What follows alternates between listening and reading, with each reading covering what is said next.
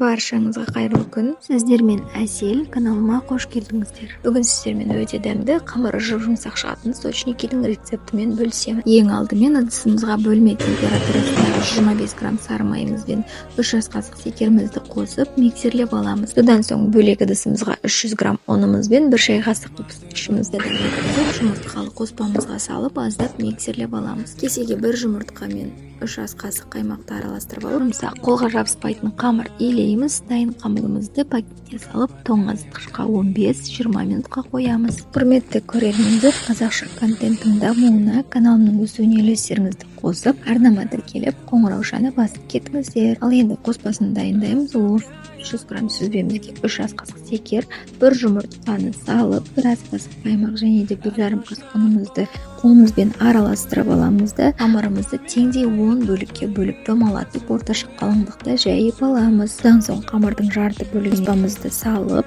бетін осылай жауып протеинімізге саламыз.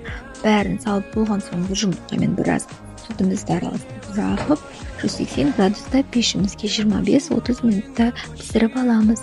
Міндетті түрде дайындап, отбасыңызды жасалу көп уақытты талап етпейтін өте дәмді, жұмсақ шығатын осындай сочникімен қуантып алыңыздар.